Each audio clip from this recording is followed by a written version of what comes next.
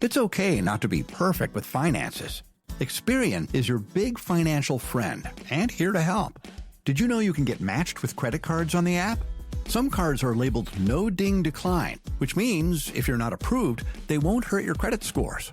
Download the Experian app for free today. Applying for no ding decline cards won't hurt your credit scores if you aren't initially approved. Initial approval will result in a hard inquiry, which may impact your credit scores. Experian.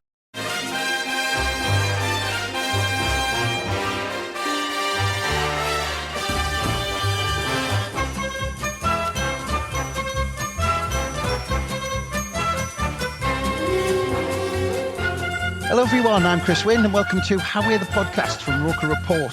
And just to remind you, it is now the podcast of a Premier League club because it might not have sunk in yet for a few people looking at some of the messages on socials and on WhatsApp groups and all that sort of stuff. There's a few people there who just still don't believe it, especially our first guest who was on with Ant, Bomber and Mike and is still struggling to speak, I think. It is, of course, Gavin Henderson. All right, mate? I'm not all right, no. I feel worse today than I did yesterday. I feel like someone who's been on a drink for 3 days, which is exactly what I am. But yeah, I don't know. Maybe it was just the adrenaline. I said that to my lass this morning. I went, I'm more fucked today than I was yesterday. And she went, you must have just been running on adrenaline yesterday. And I honestly think that's what it was. I was still hyper. I get that. It's weird, isn't it? You have when you're out for a good couple of days, you have a day where you think, I'm over this, and then the next day, God, it just smashes you, doesn't it? Aye, knackered, pagged is the word that Paul Swinney put out today. The Mackem word of the day. I'm 100% pagged. Well, this is our first conversation as Sunderland being a Premier League club, mate. It's the first time I've spoken to you. I know, it's mad, innit? Fuck's sake. You said there, I still don't believe it. I really don't. Still waiting for somebody to tell us, it was, wake up. It was just a dream. Oh, we've managed to fuck something up somewhere, and we're going to be playing in League Two next year. I'm still waiting for that to happen. I still don't believe it's true. Even down to when the first ball's kicked in the Premier League, I'm sure something's going to happen that will rob us of this glory. So it hasn't sunk in yet. I don't know about you, Chris. It just hasn't. I can't believe it. I mean, it's not just about getting promoted; it's about how we did it. Absolutely ridiculous. Man. Every time I watch a clip of the goal, I'm still looking at it thinking, how did that happen? Just ridiculous, mate. Well, I'm sure we'll get into it because these things just don't happen to Sunderland. But luckily, today with me and Gav, we have someone who provides all of the evidence that this thing actually did happen to Sunderland. Because not only is he a good mate of Gav's, he also produces some of the best Sunderland photography you will likely ever see in certainly my lifetime. We have Ross Johnston from RJX Media. You all right, Ross? Hello, lads. You all right? You still knackered like everyone else? I'm still running on fumes. I don't know if it is like you mentioned, you just touched upon there, the adrenaline, but today's like a normal working day and I still feel as if I'm in this blur, as if did that just happen? Still in a massive come down, but the working week starts again, you're back to reality and you just look forward to all the talk and the hype of the new season. But I just, chaos, madness, everything that you mentioned there doesn't always happen to Sunderland, so you've just got to enjoy it while you can and just ride the wave, man. It's been fantastic. Well, we did do a disclaimer in the intro there that you and Gav are good mates. So how far do you go back then? Oh, God knows how long. Too long. But I think it's just been it's been just purely the mutual love of this Sunderland with the club and also just around the city, and we're both really passionate about the club itself. So it's just been we've been up and down for stuff over the years, great times, some lot of bad times, but that's just all part of it, we love what we do, both through talking the podcast and what I do. It's just, I think we're all blessed to be able to talk about the stuff we love, really, and get to do things we love, Yeah, it's amazing, isn't it, Gav, when you get those links just purely because of Sunderland Football Club, and you two just, you can't get enough of just even if you can't be on the playing on the pitch or managing or be involved in them, you just need to be doing something involving Sunderland. I know, and by the way, Ross is coming on me stag do in a few weeks, and his camera's banned because I'm not having that all over the place. I'll be left home. We'll just have a good sup for them few days we're away in Spain. But I think that'll be just something to Well, then the little things as well, like looking forward to the summer, just moments like that with the rest of your mates are all like Sun and Daff as well, where we can have a really good celebration, like along with like obviously being part of your stag do. But it's just like I'm really looking forward to see how this summer pans out as well. It's going to be class. It's amazing, isn't it, Ross, that, like this happens to Sunderland. And I'll go back to other promotions. I always remember the Euro 96 promotion, which was brilliant because we were looking forward to Euro 96 after we got promoted and all that. Mags blew the title. But you remember summers like that, don't you, where because of what's happened with Sunderland, your life just gets better for a period after. Oh, you hit the nail right on the head there, mate. I think like it feels like if I've supported, so like the kid inside me is like having that moment where like it feels as if I've just left school. I'm looking forward to like the 6 week holidays and like everything's very pro Sun and you just cannot wait, and like the fixtures come out, who we're going to sign, who's going to go, what's going to happen around the club. It's just all like you've got to feed off that, but not just like off the bat, like stuff around like the city and the new bridge opening and for all the businesses are going to benefit as such. It's just a really, really good and exciting time to be a Sunderland fan. I think it's just going to be something completely different this time around. Whether we stay up or not, who knows? But like I say, it's just so exciting to see what's going to happen. And we've never been in this position before. We've done previous promotions, but this just feels a lot different this time around.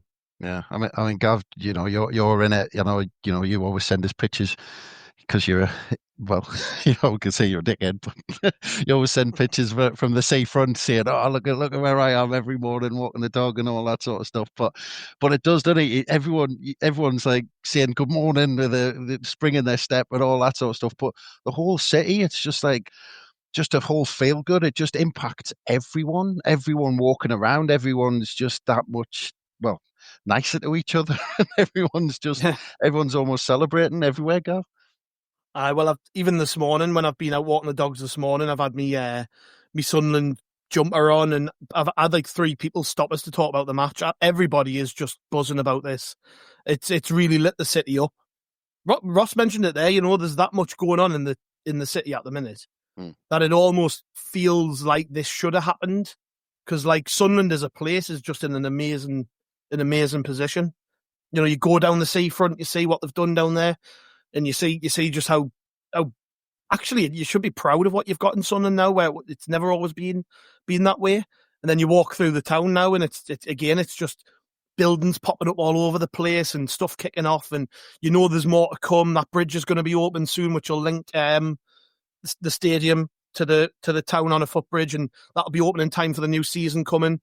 Even like yesterday, like when I met Ross for a pint yesterday at Sheepfolds, I can't believe even in a couple of weeks how different that area around the ground is now. There's just stuff going on everywhere, and that aside, like it's almost as though the progression of the teams happening at the same rate, that the club's growing and the club's developing, and there's a fresh feel about Sunderland Football Club as opposed to like 7-8 years ago when it was the whole place was embarrassing, not just the club but the town centre and the city. And you know what I mean? It's like it almost feels like this should have happened. It was written in the stars, and yeah. I mean, I'll never get bored of talking about that weekend, but I mean, it is great to see everything that's kicking off around Sunderland at the minute, and more to come. Hopefully, It's going to be a case like when the football team does get into the Premier League and plays Premier League football, like people who haven't been to Sunderland for 7-8 years from these clubs, they're like, "What the fuck's going on? Yeah, it was a shithole. This place last time we came, they had pink seats and they had friggin'." The town wasn't, you wouldn't been seen dead there. You would have stopped in Newcastle instead if you were coming over for the weekend for an away day. Do you know what I mean? Like, I think it's just a great time to be a Sunderland fan and a person from Sunderland. Yeah, I mean, let's go back a bit, Ross, because obviously, you can work for the club and you kind of got yourself there. But what's your story in terms of that journey, being starting out photography and kind of ended up working for Sunderland FC, which it's probably like the holy grail, isn't it? Aye, so basically, I've been doing this just over 3 years and a couple of months with the club. We're not counting the days and the seconds as such, but overall, it's been 4 years of starting from no knowledge, not knowing what the hell I was doing, just bought a camera during lockdown, thought I'll just give this a blast and see what happens from there. And I think off the back of doing stuff around the city with like using the drone and getting a landscape shot, yeah, it's just been absolutely like insane how it's like kind of snowballed to where it is now. I did my first game under 21s up at Epperton, just take me can and think I'll just hope for the best and see what goes on. And looking back now, I think look at the shots, I think you clearly tell I clearly haven't got a clue what I was doing, but it was just all part of the process and see what's what. And then to go from that to, you know, a couple of years later doing a game at Wembley, it's like dream come true type of stuff. And that and now sort of win was just like absolutely insane. Like, but yeah, it's been some journey. I still feel as if I'm like right at the very beginning, because there's other guys who are in this, who've been doing this for decades and will nowhere near get a chance to experience anything like that. So to be doing that for the club you support and love, and you're just very blessed of what you get a chance to do, man. It's incredible. Yeah. I mean, did the club kind of see what you were doing? Because, I mean, you're talking about a massive leap from buying a camera during COVID, because, you know, COVID's got a lot to answer for everyone, just picking up new hobbies and stuff like that. But, you know, you just picked up a camera, started taking pictures, and then suddenly to work for the club. I mean, did they see what you were doing and start? Yeah, it was kind of like, it was, because I pretty much reached out with after that game, like everyone, I didn't expect the club to use them. I just sent a message to them, just saying, look, here's some shots if you ever want to use it. It's still the 21s. I don't think they were going to use many of them, but I went to there if you want to. I'm just trying to cut my teeth in this whole thing. And I started just doing a couple of more games, but aside that, more of the landscape and stuff around the city to help promote, like you see like stuff like Pension Monument, the Spire, and the bits down the seafront. That was kind of capturing more eyes at the time. And I think it was the club that reached out, seeing at the time, I would love the night stuff you've got around the city and the developments. Could we use that for some promotion? I was just like gobsmacked at the time, thinking, bloody hell, I've actually want to use just some shots of like Pension. I was like, yeah, absolutely, go for it. Like, it'd be good to see it just on some sort of like team sheet or whatever it was. But then it just kind of, like I say, get snowballed again to more things were happening. And it was towards the back end of the playoff season. We went up against Wycombe. We had a few games left. And I says, like, I thought, well, you know, shy bands and everything. Towards the back end of that, I says, look, I've given obviously loads of army images, use them for whatever you want to use, no problem at all. I went, if it's only a one and done thing, I went, I've done a couple of games at Epperton. Would it be possible to do one game at the stadium just towards the back end as a league game, just to say, if I could take that off like a bucket list, then I'd be happy then to say I've done it. And then got into the back end of them games, and they said, oh yeah, you can come in towards the end of the season, no problem at all. And obviously the run were hard to get into the playoffs, and it was just like pinch me moments, given some of the games were hard. And then we got the semi-final at home with the cat's eyes display. And that just like more images where I was starting to get into the flow of it, and more eyes from the cat's eyes display thing. Just again, more doors were opening, and the wider fan base was starting to really roll with it. Like my social media just started, it felt like my phone was just blowing up non-stop, like asking for like, the copies of the image and God knows what. It was just absolute insane. But then from there, we get to the semis and do the game, we win, and I'm recording myself on a GoPro, which at the time I didn't know was sound. I just thought it's content. I didn't know what regulations or what you could and couldn't do. I just thought I'd get like a bit of a POV from my point. Obviously, when Ross Stewart scores, I'm jumping around as much as everyone else, but at the same time going, I need to get the photos. I can't celebrate because I'm going to miss them key seconds, you know. But yeah, from there, I didn't go down to the second leg down there, but watching it back at home. We all went down to Wembley a few years ago, and me and Gav, we all went down, and I wasn't obviously working that, but I brought my cameras with me because I thought, you know, I've heard obviously how good it is before. I want to capture like that spirit of the fans enjoying themselves in Covent Garden and Trafalgar Square. And that time around, I still was relatively like unknown, just trying to find my way. And the spot we had in Covent Garden, I remember standing on one of the podiums where there was like this bush or something, and getting a few shots of like certain fans who I was just like looking to see, like with Hawkeye standing around, like who stands out, who looks like they're holding a flare up or a flag or something. And not soon after that, more people were cotton on to see, he's getting photos, and it was just a really like a mint experience and part of getting some like really great shots of people enjoying themselves. Even if we didn't, I wasn't going to the game not confident against Wigan, but there's always a chance for something you just never know.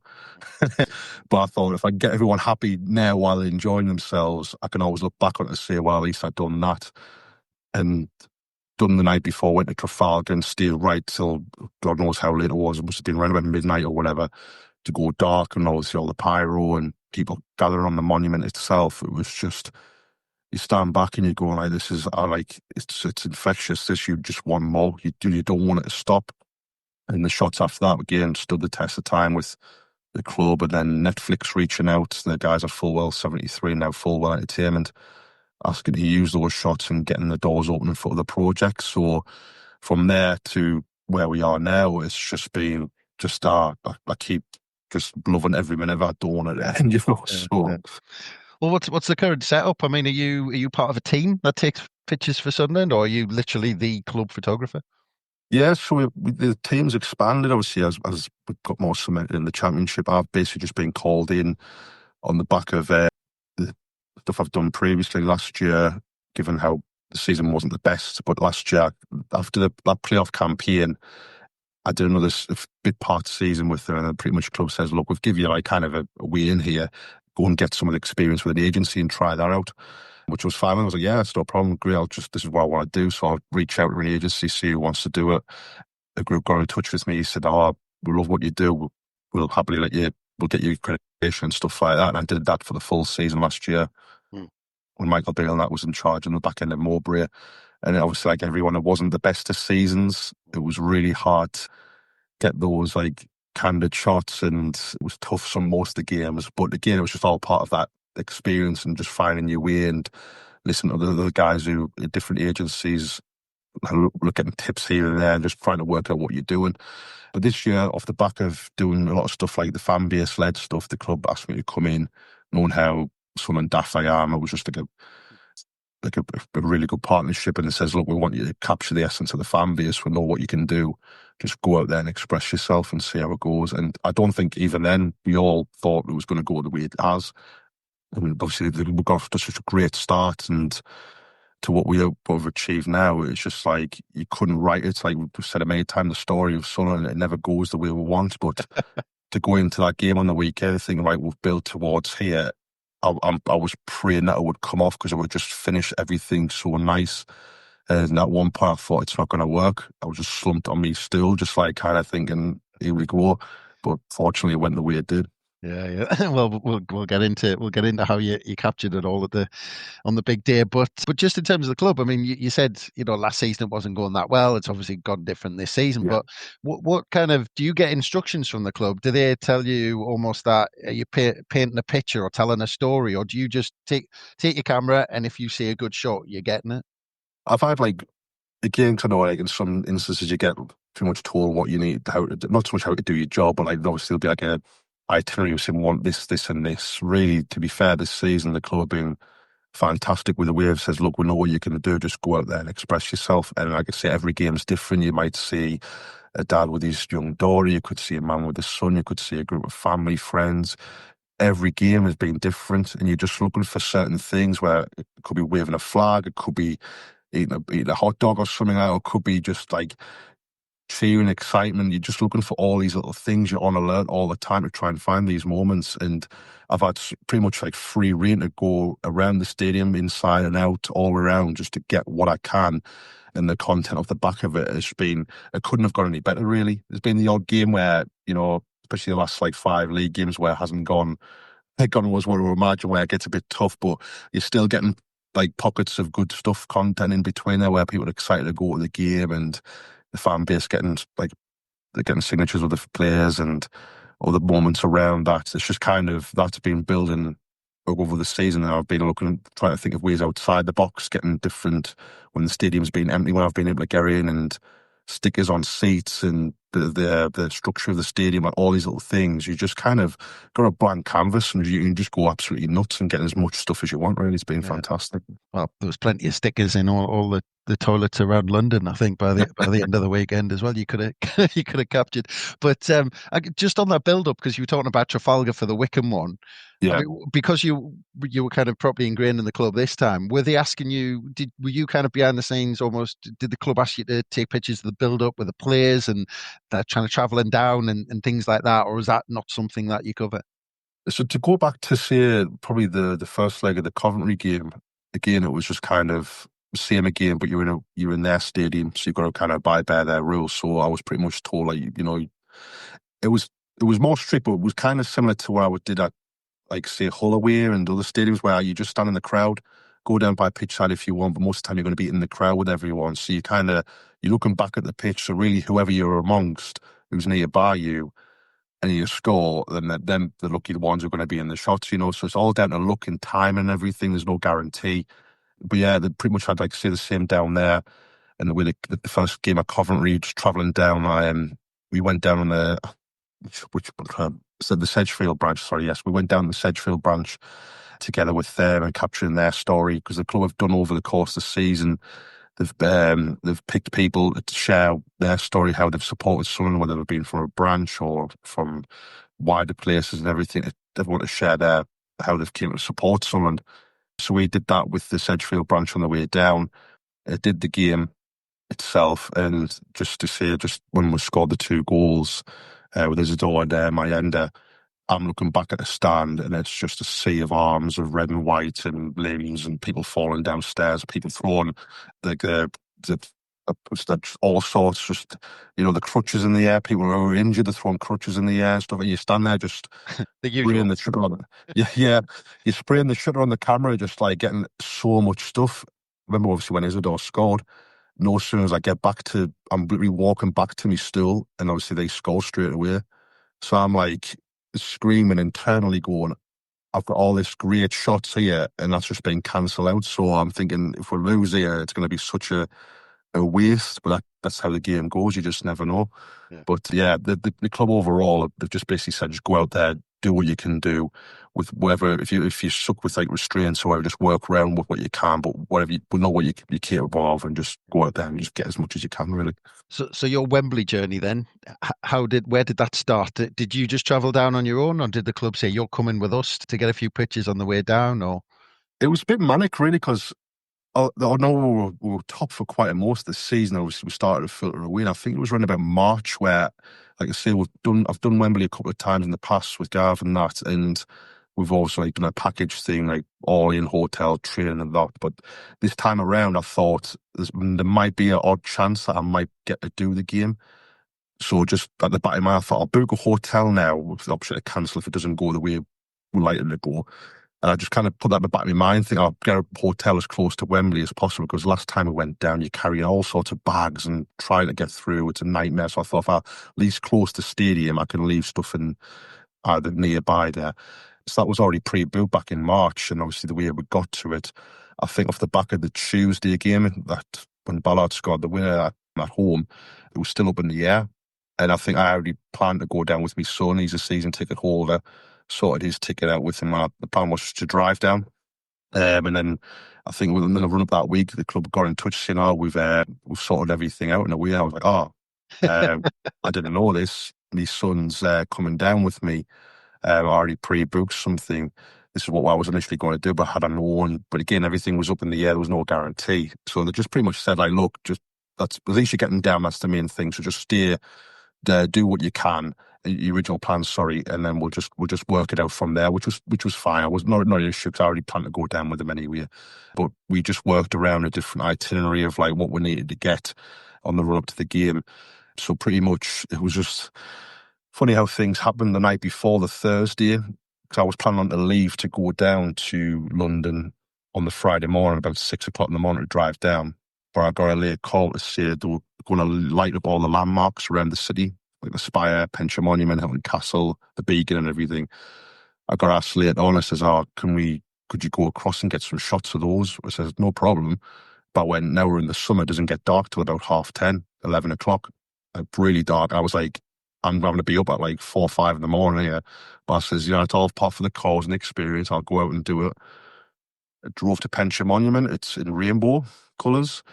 Hilton Castle was bright blue, Spire was purple and white, and I got the beacon and it was turned off. So I'm about 11 o'clock at night just driving around the sun and like raging, going, I should be asleep here. I need to get some shut eye, and this is like not going the way it is. So I'm having to feed this back. People in the club obviously apologises, saying I'm really sorry. It's just, I don't know what the hell's happened, but we got told it was going to take off. So I'm like, racing back home just to get straight to sleep. So I knew I was going to have a long few days, but these things happen. It's like I always look back and say that happened, and you can laugh at it. But at the time, you just think, I didn't believe this. Here we go. It's just going to start off in a bit of a bad way, but it's just now really. So you look back on that, and then obviously wake up with, it was pointless even going to bed because I couldn't sleep anyway. Because at the back of my mind, I'm thinking, don't leave any batteries, don't leave your memory cards, God forbid, leave your bloody camera, So just try and get whatever sleep you can, and then power through it for the next few days. Yeah. Yeah. So when you travel down to Wembley, so did they ask you to get to Wembley, and were you taking pictures of them kind of warming up or kind of arriving at the stadium or anything like that? So we had pretty much the thing I was passed across to with B staying at Wembley. So we got down just after midday.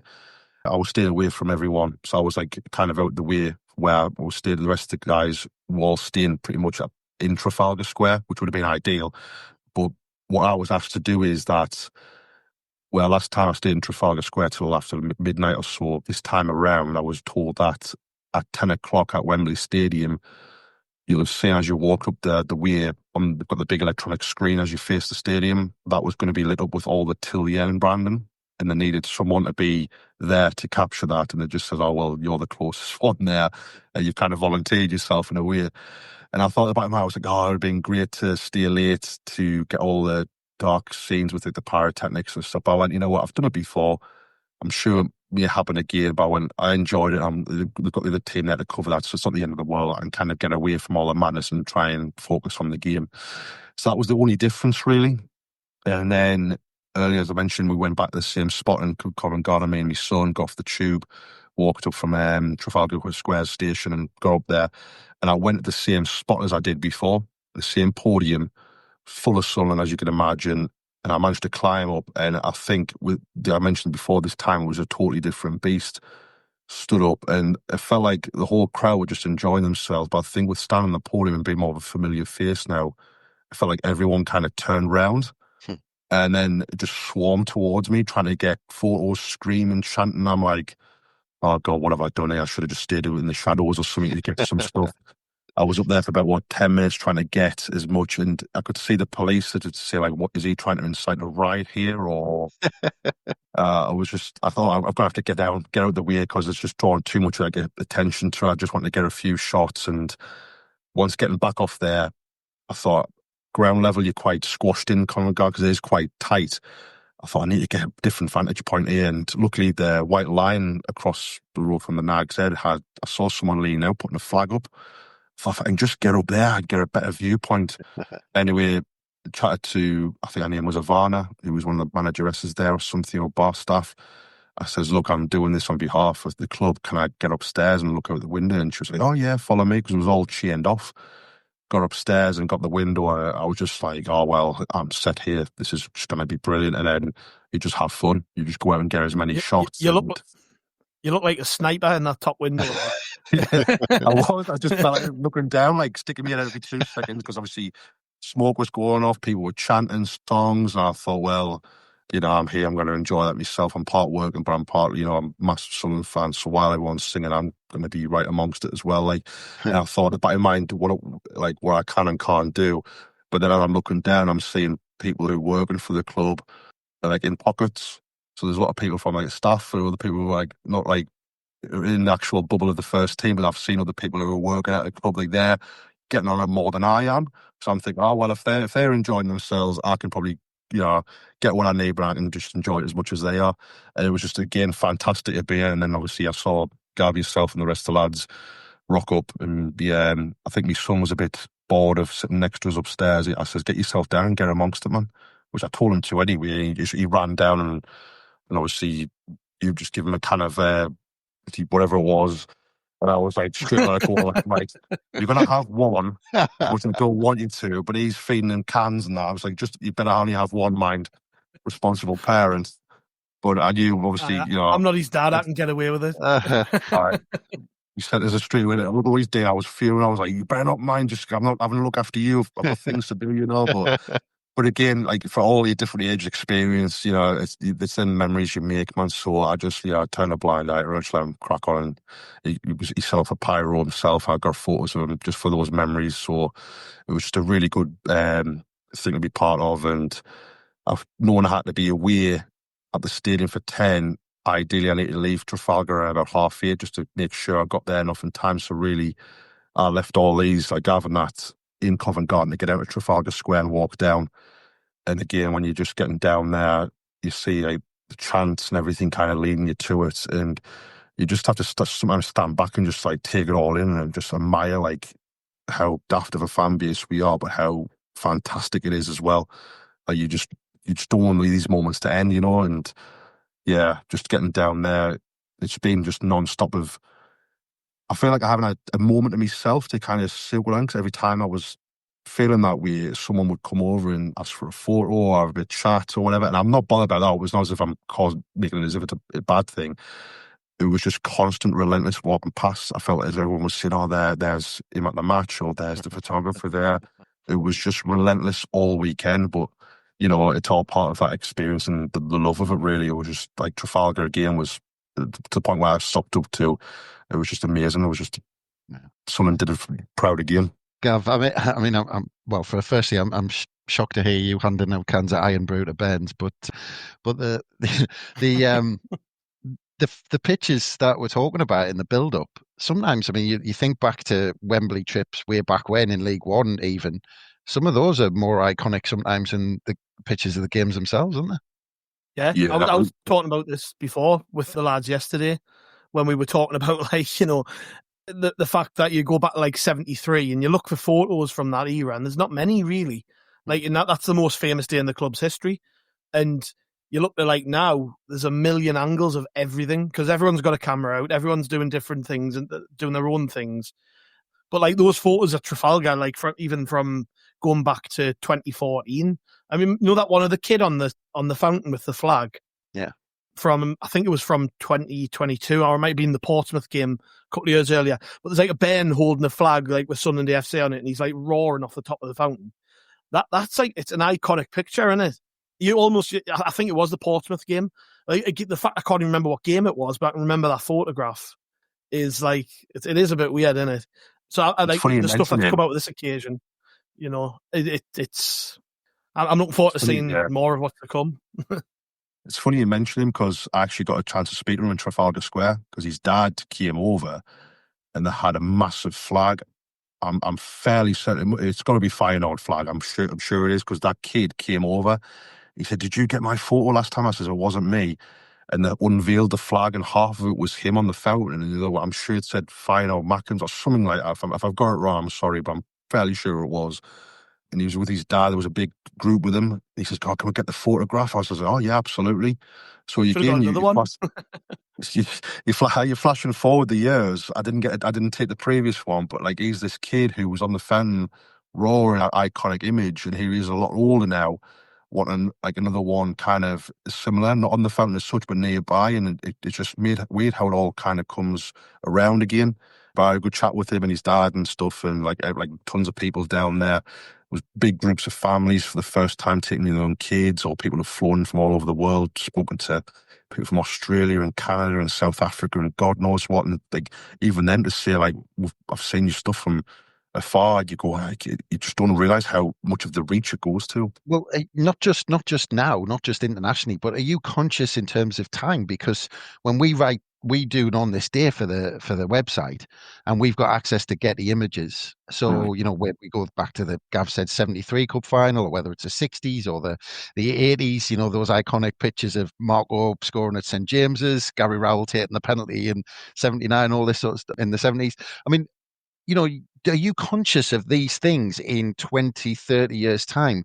People are going to be looking at how you documented that day or that weekend and going, flicking through them going, that just looks incredible.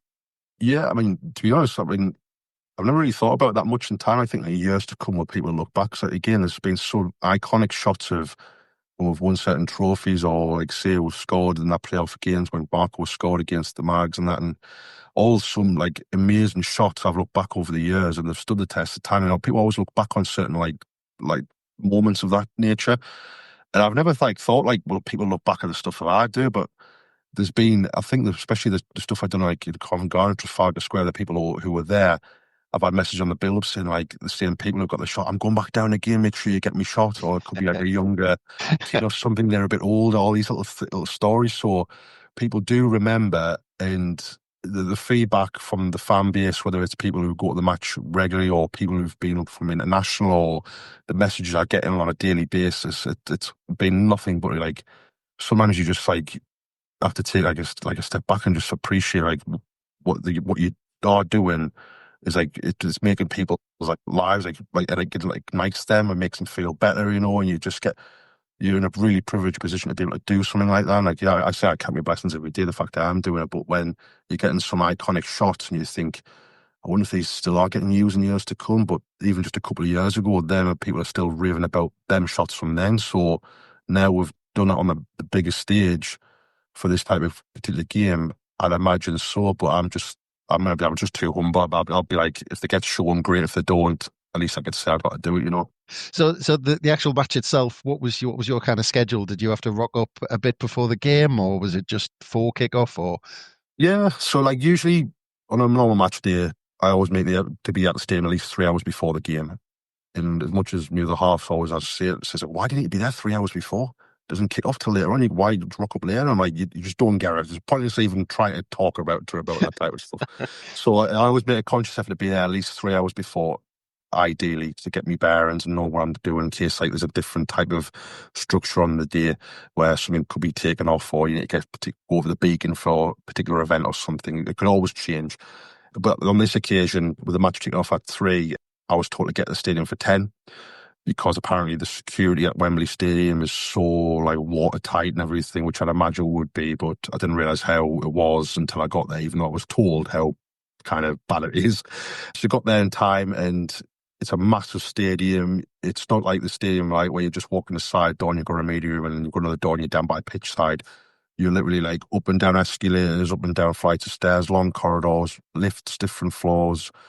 So it was just like, talk about getting your steps in. I was knackered just by getting to the stadium and having to do everything I did on the day. But finally met up with the rest of the team in there, in the photographer's room, and it was kind of just like, right, now what? Just try and soak it all up. And before I went out, I just thought I'd go down to pitch side just to get like the shot of just to see like, you know, the story. I finally made it. It's like, if whatever happens after that. If it doesn't come the result we expected or hope it'll be, it wasn't for the want to try. I'm just so like happy I've been able to do this. If it's a one and done thing, then again, you know, so be it. Brilliant. Taking all that in, and then right, it's like go time, getting your stuff, and then just heading out onto Wembley Way, and then just looking out for anything like I've done before. Just the same, exactly the same. Just looking out for certain fans or families or whatever. And again, it was just as mad as it was the day before in Covent Garden, Trafalgar Square, getting stopped, getting a ton of content. I saw Bobby Kerr getting interviewed. Mickey Horswell was there on the steps. So you're getting these shots of the club legends as well, just being amongst it. But yeah, just again, spraying on the shutter as much as you can, getting as many shots of people enjoying themselves, looking forward to the game, getting all those pre-match shots edited, and then you've got an hour before the game to take stock and right, where do I need to be? Because up until that point, I didn't know where I was going to be. I was told I was obviously doing the photos, but I didn't know where I was going to be. And one of the Wembley liaisons there says, right, yes, follow me, I'll show you. And he says, you're going to be, when I was down pitch side, he says, where the scoreboard's going to be, you're going to be to the right-hand side of it. There's like a podium there. You'll just be there by yourself, and that's where you've been allocated. So I was like, oh, great. Again, it felt like another mile up and down stairs and lifts and everything. I finally got to where I needed to be. And you know yourself, Wembley hasn't got a bad viewpoint. You could be at the very back row. You've still got a shot. There's not one bad viewpoint there. And where I was right next to the scoreboard, it was just, again, right, here we go then. Let's get cracking. Most of the fans are starting to filter in now. making sure everything's ready for it. And then on the build-up where more people came in and waving the flags, and the where I was on the podium was like a metal fence where you could kind of stand on. And I felt on the run to kick-off, I was looking down, kind of felt like, as cheesy as it is, but it felt as if like I was kind of like roaring the crowd and everyone in the battle, because the T4 came up and the flags were waving, all the music was going off, the roar of the crowd. I just felt like, I'm a Sunderland lad through and through, or probably like daft about it, but I felt like, I'm with all the people here trying to get behind these lads and see if we can get it over the line. And you're there to do a job still, but part of you thinks like, if this is just a one and done thing, you can't help yourself. I'm just roaring and screaming as much as I can to try and, do my bit to help be another voice in the crowd. And then it just, like I say, started off as it was, and then you're just ready for action, and here we go. Yeah. I mean, Gav, it's amazing listening to it, isn't it? Because I actually thought, before, as we were talking through it, that I might, in Ross's position, I might have been thinking, I just want to be kind of part of it down there, or, in amongst the fans or something like that. But actually listening to that, Gav, he's almost, Ross has been able to see the whole story and almost write the story through pictures and see everything happening and build up from almost the first minute, early in the morning, and see the whole thing build up. It's a pretty unique viewpoint in it, because normally you'd be on the drink and miss majority of that stuff, and then like just rock up to your seat and just do what you do at the match. To be fair, like we got to the ground as quick as we could. We went, I think I was in for about 2:15 or something. It's different at Wembley, and it like at the stadium, I'm not bothered what time I turn up as long as I'm there for kickoff. But when you're at Wembley, you want to take it all in, and it's like even just standing in your seat, that because they do build up properly for the, obviously it's a big occasion, isn't it? So it's not just like bit of pre-match music and then the players come out to warm up. There's actually stuff kicking off all over the place, and people are in the same boat as like I am, so they're in their seats a lot earlier than they normally would be, and that then obviously then they're encouraging the crowd to get involved with like singing Wise Men Saying Ready to Go and things like that. So it's almost like, I don't know, when you go to a concert and there's like a warm-up band on, and like everyone's into that, and then they launch into it was a bit like that, like something different about being at Wembley. Like, and as Ross said, like there's not a bad seat in the place. I think I've sat in 5 completely different areas over the last 10 years when we've been going there, and where I was to the right of the goal, so if it was a stadium light, I'd been basically at the back of the southeast corner. That's basically where I was, and the view was unbelievable from there. But last time, the Wickham game, we were right up in the gods on the halfway line, and I was like dreading being in the gods. And then when you get up there, it's like, this is unreal. Like the view's unreal. It doesn't matter where you sit in that stadium. So like I suppose to be able to just stand up there and soak it all in is a bit different, particularly when you're sober, because you have to do it without a good drink in them as well. Like, yeah, it was just like little moments of when I came out, the photographers were to walk along the pitch side to go up to where I needed to be. Like I'm walking past all the Sky crew and CBS and God knows who. It was just like cables and cameras and everything. And I just get past our dugout, I'm seeing Niall Quinn and Kevin Phillips like embracing, shaking hands, hugging and stuff like that, and chatting. And you see that to your left as you're walking, and you just think, you're walking past 2 iconic lads who've done amazing things for the club, and you start like all the way through the playoffs and stuff. I've been really calm, even at Coventry, where I spoke to the fan base and stuff like, what do you think they're going to be? Everyone was nervous, breaking it, all this usual stuff. I'm like, usually I'd be the same, but I was so calm about it. I was like, no, I believe in these lads. They'll do the business, like, and I felt the same up until that point where I saw like little things like Niall Quinn and Kevin Phillips like that, and I saw walking towards our own fan base, and I'm thinking, right, it's actually real now. Got up to where I needed to be on the podium, and I think it was just before kick-off on the run-up to it that the guys at Fulwell Entertainment, they put like a little montage on the big screen. And I just stood on the podium just looking back at it, and all of a sudden I just started, like, my stomach going, tears were starting to flow down my face and all that. I'm like trying to wipe my eyes. I'm like, Rio, pull yourself together, man. Like, but when you hear it, seeing all these moments, and I'm looking right in front of me, you've got like, families, little kids with them, and you've seen mates who probably haven't seen each other in years or something getting together and embracing, arms around each other. And I'm up there by myself, and my son's a few rows down underneath the stand where I can't see, and he's sitting in the stand by himself, knowing although he is by himself, but he's surrounded by everyone of his own. And I'm sitting like that going, trying to pull myself together, thinking, like, it's just getting to you now. And then the build up of the game starts with more people roaring, and you think, right, here we go, let's get the job done and get straight into the game. And then, yeah, it was just chaos from there, really. Yeah. Well, I was laughing because I heard now Quinn was on TalkSport and he was talking about after the game, and he was talking about Peter Reid trying to drag him and Kevin Phillips out to celebrate in London. They'd already made plans, and he says, luckily he's not his boss anymore, so he could say no. But yeah, I mean, just on that, because obviously, look, you're trying to. I've talked about this. You're trying to tell the story. You've already captured brilliant scenes from the night before. Everyone's up. Everyone's brilliant. Then there's the first half, and it's not going our way. Yeah. How is that different from you? Because obviously you're wanting to capture everyone being up. You're wanting to capture these brilliant scenes. And when things aren't going our way and we go behind and possibly game over when it goes to VAR and all this sort of stuff, what are you thinking then? Are you thinking, I don't want to capture people when they've got their head in their hands and things like that? Or how do you do that?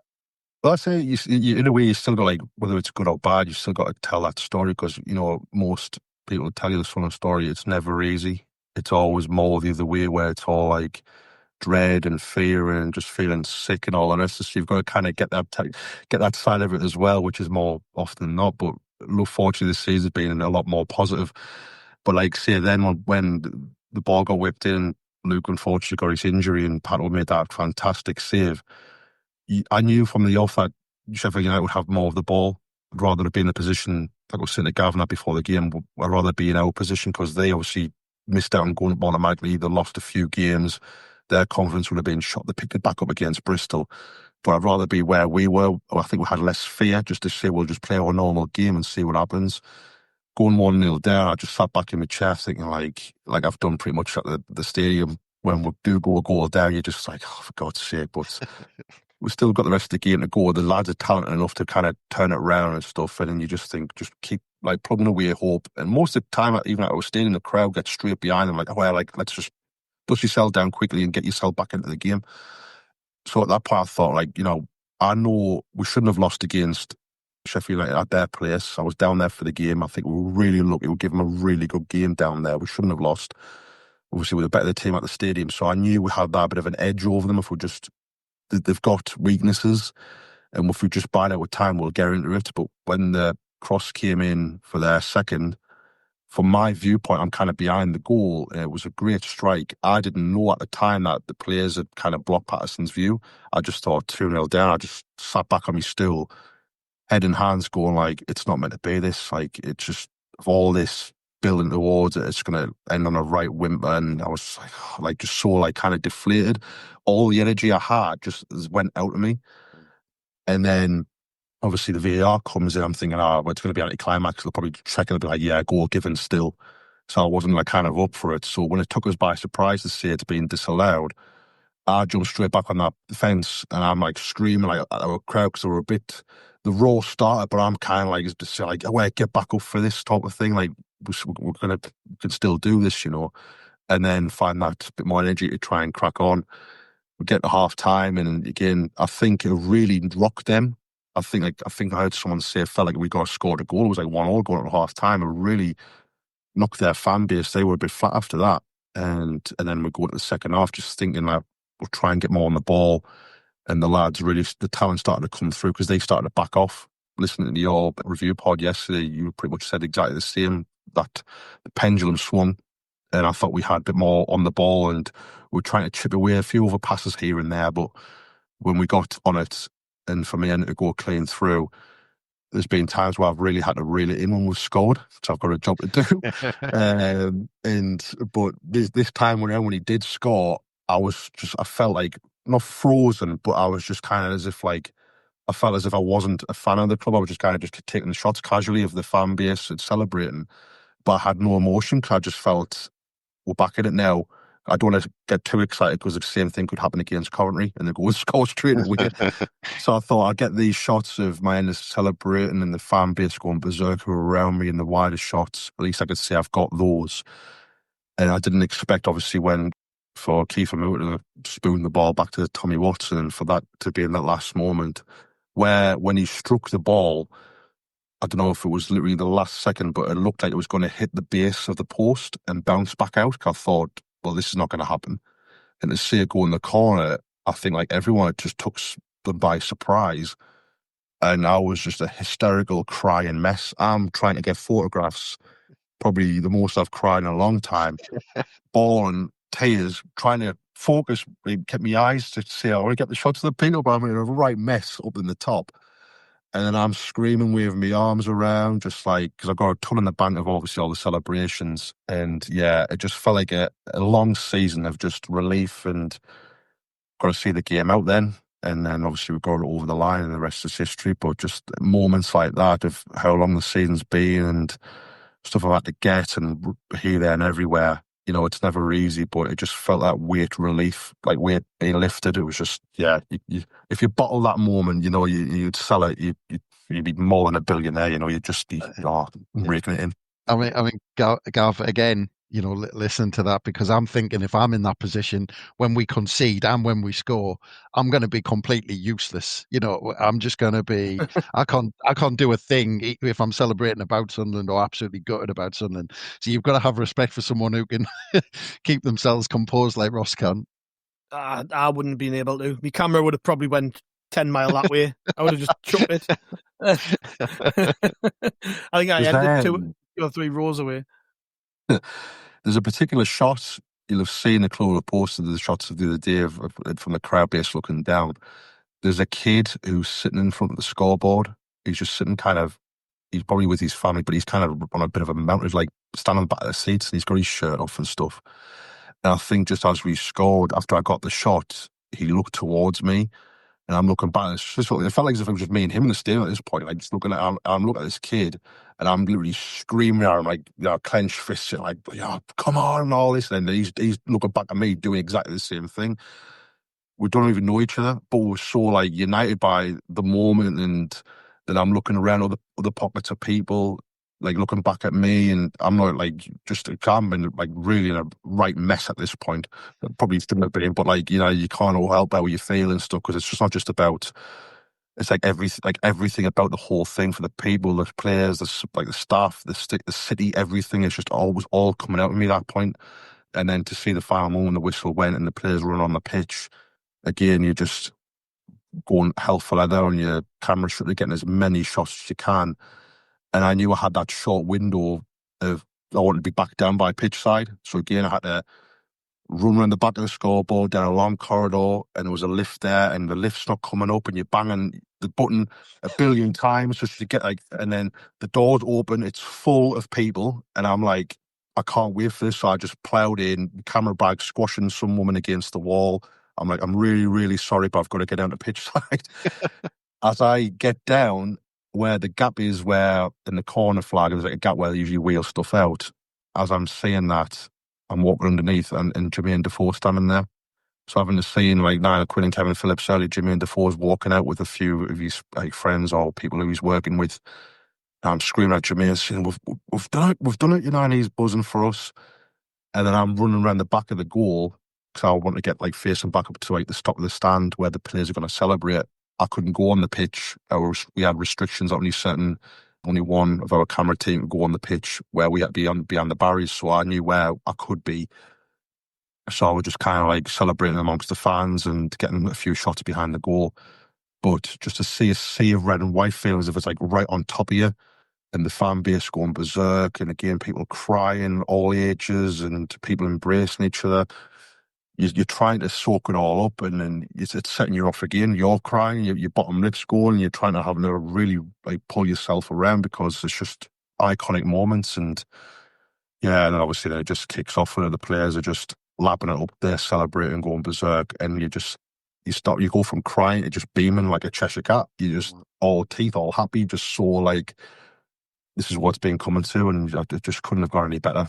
Yeah. And then, you know, Gav actually kind of passed it on, but we've seen a picture of you with the trophy afterwards. So did you end up kind of milling around the players and kind of hanging around the dressing room? And yeah, I think with my accreditation, it gave me like tunnel access. So when all this was going on, I knew it was the rest of the guys would get all the shots of the players because some could get on the pitch, I couldn't. So I just, after that point of the players coming down and had the presentation on the pitch side, I stood out the dugout at the back end, and I just again enjoyed it. And like I said, the Kirill, the owner, and the rest of the directors came down. A few of the players were like getting the families near by the dugout, and I was just again seeing all this, like people walking by, like obviously very important to the club, just taking it all in. And I saw Kirill, the owner, and the rest of the guys were going down the tunnel. I thought, well, the players are going to come in now, so I'm just going to chance it. I just walked in with them. With obviously, I knew I had my tunnel pass, but I wasn't sure I could get in the changing room, which is one of them, like, you never know. And walked in, and it was perfectly fine. So here I am in the changing room, ready for the explosion of the players walking in. I'm going like, it's all part of the history. It's like you've seen it through your own eyes. And then within seconds, after all kind of calmed down, here's this row of the players coming in one by one, scarves around their heads, flags around them, you name it, screaming. The music is cranked up to a maximum. People are jumping around. I think it was Chris Rigg was the last player coming in. He had the trophy. And then obviously just the room was just like champagne and beer and God knows what, getting absolutely drenched. But you don't mind it because you're just like, there'll be people who would give everything to be in this moment. So to be soaked and getting the shots of the fans, the players, enjoying their moments together. Like little things where it was lovely to see before I think Tommy Watson was one of the players, if not the first player, I think, who came in, was in the room. And he was just sitting on the bench behind his shirt, just kind of staring at his medal. And I've got a brilliant shot of him just sitting there. I showed Gav it yesterday when we caught up. And he's just like, for a young lad to be through some and all, he's like, through his career, and I know he's obviously leaving, and it wasn't, the fan base and everything wasn't probably the best way to go, but for to be him to do that, to leave that legacy behind, to say it was his goal to put the cherry on the top and to get that shot of him, I can always look back and say, like, he was sitting there, as a young lad, Southern lad through and through, what he's just done. Like, those are the shots, whether they'll get it or not, but it was just a real pleasure to be like able to capture that stuff. And, same with Job with his medal in Dunbar, and the rest of the players, just those, such a united team of just, they'll go down in the club's history, but they've done something really special this time around. It was just to be there for that moment was just, I'll never forget it. Bloody hell, Gav. It's listening to that, it's like Ross got the Willy Wonka's golden ticket, doesn't it, to see all that? Yeah. Well, you would have loved to have been in amongst it, wouldn't you? Just to see them celebrate that moment. Obviously, I mentioned on the pod we did yesterday, after the day after the game, I got to meet quite a few of the players, and I was drinking in the same bar as Patterson and Moore.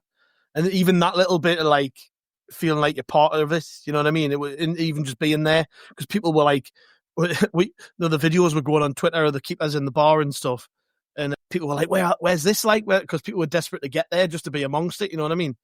But no, I mean that photo what Ross is on about, that one of Watson's unreal. Like, hopefully it gets out there, but it's just him sat in the room on his own, as he said, just sat with his medal.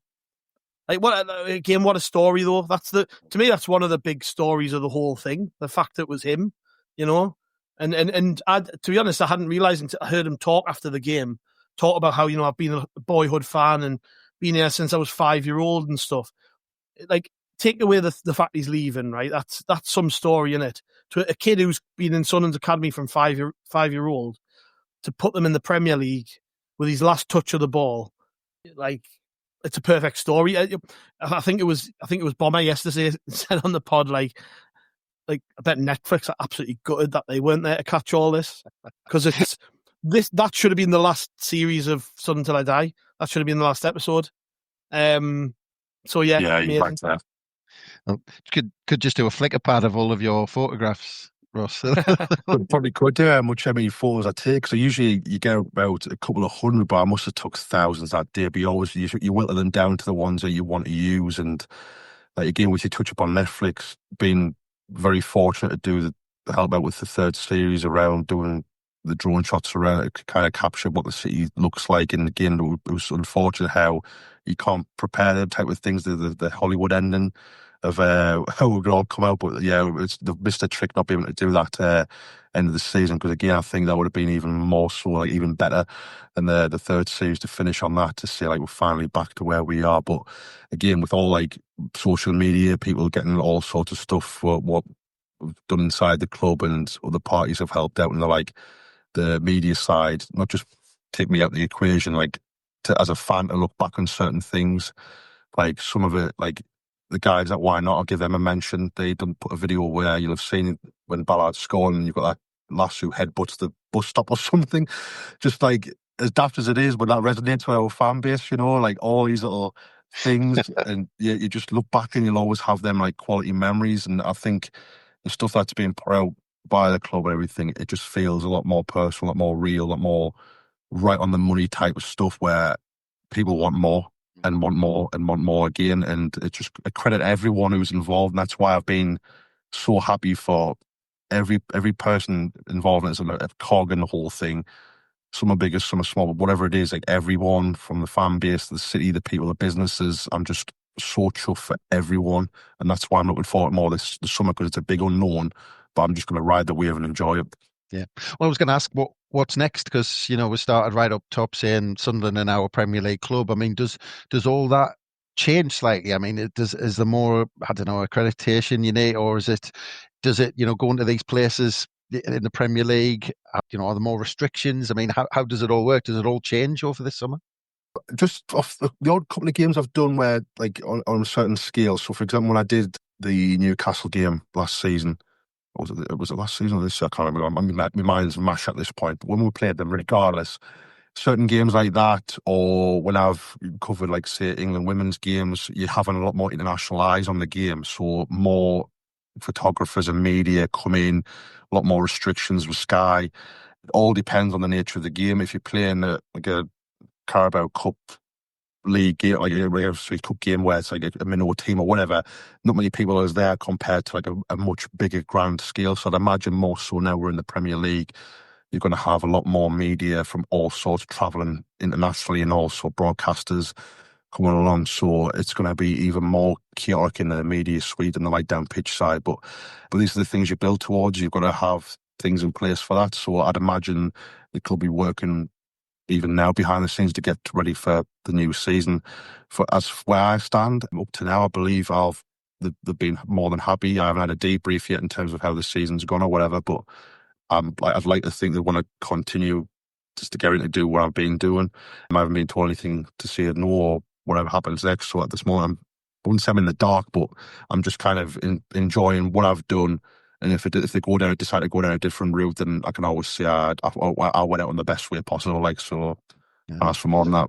Well, I mean, Gav, just quickly, you know, because I feel privileged about what we do in terms of Roker Report and How We're the podcast. But, you know, to have Ross kind of travel with a club and document this kind of era, I suppose, in the club's history, I mean, it must be an incredible thing to be able to do. Yeah. Well, again, it's just sort of that pinch yourself moment in it. We say this quite a bit because we get in mad situations, like Clive Tilsley pinging us a message saying, "Can you give us some insight on Sunderland?" Because I'm commentating on the game, and I'm like, "Why does Clive Tilsley care what I think?" You know what I mean? Like, I used to listen to him. I used to listen to him commentate on Man U in the Champions League when I was a kid. Now he's asking me what I think of Sunderland. Mad stuff like that happens all the time. We get that, don't we? We just get these random things thrown up, and we're like, "How have we ended up doing stuff like this? Like, it's ridiculous, isn't it?" I mentioned it on the pod yesterday. You know, I mentioned it on the pod yesterday about us. I was looking at the charts to see where we kind of placed amongst other podcasts, and like you've got like all these massive podcasts which are backed by like Sky and like big news outlets, and then there's How We're the podcast just sat there nestled in amongst them, and I'm just like, you end up in some strange situations, and I guess for us, obviously, getting to be in the changing room on a match day, or just getting to know the players a little bit, it's that level of access you don't get as a regular fan who just goes to the games, pays the ticket. You know, we managed to do something a bit different as fans, and I never take it for granted. Like what we do is just we do it because we love it. That's the top and bottom of it, isn't it? If I didn't enjoy doing this, I would never do it again. And I suppose it's the same for Ross. Yeah, you're pretty much spot on, mate. It's like over the course of a season, been there a couple of years now doing bits and pieces for the club, and more so this year around where I think it's more of a trust thing of seeing what you can do, but how you go about your business, but also to get to know the players. And, it's all been great. And the players themselves, they stop and talk, have a big chat with you, and, you constantly try to, like, not they need anything from me. I'm not Alex Ferguson by any means or whatever, Pep Guardiola, but they don't need any pep talk from me. But I'm just kind of saying, like, look, you're doing something special here, just keep going, and it was just nice to have that a couple of moments with a few of the players after the game, just to say, like, you're fine. Don't you all use lads in here, like individually, you're Premier League, you're at the standard now, and you got a massive career ahead of you, and you're going to do it with us, or whether some might move on or whatever. But I was just buzzing from the city. You've made a city so proud, and you should be really proud of what you've done collectively. Like, you've made everyone so happy, and it was just a nice way to finish off being in the stadium and finishing off editing down by pitch side.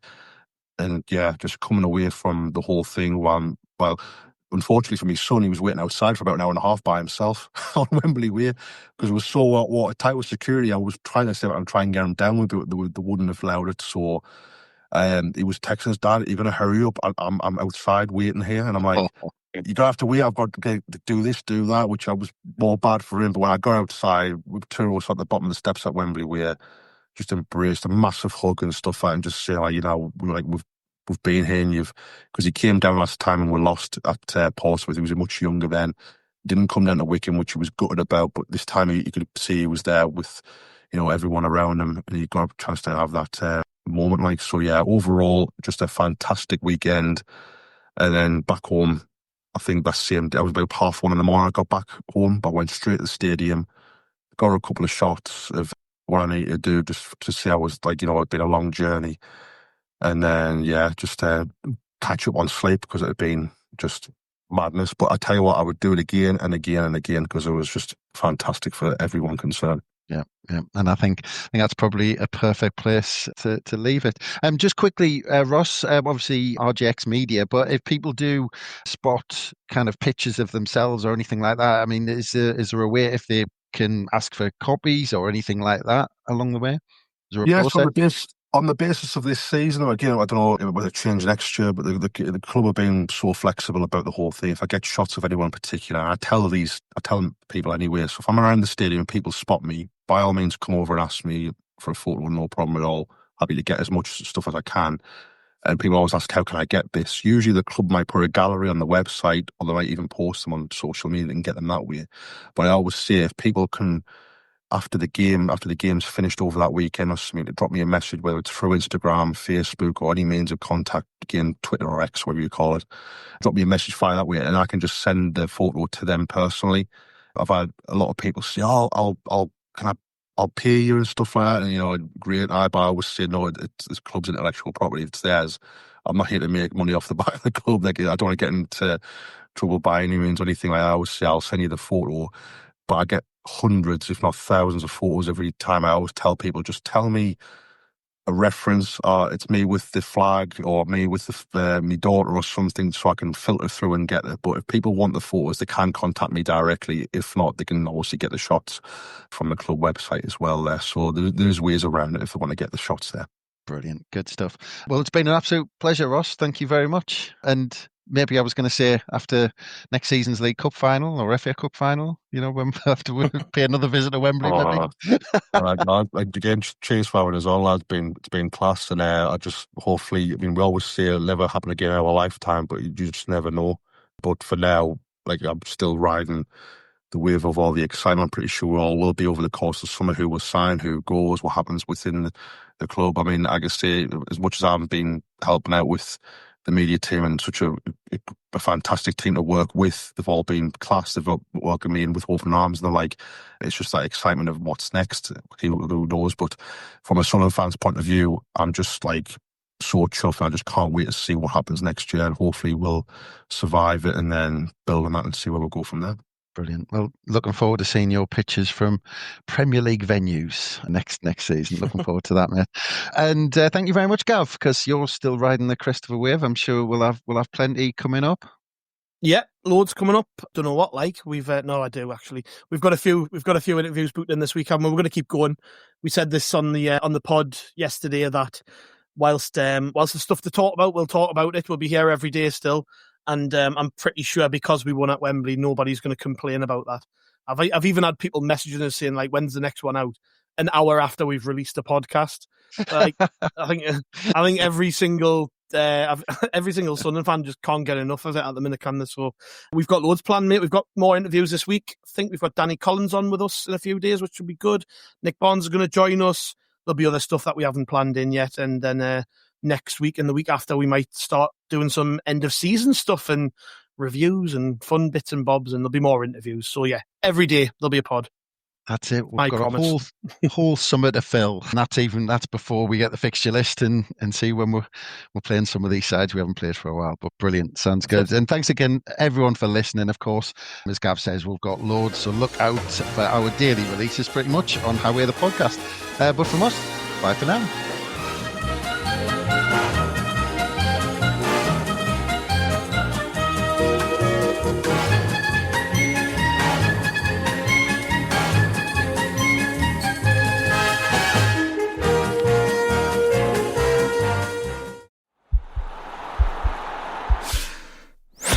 This podcast is part of the Sports Social Podcast Network.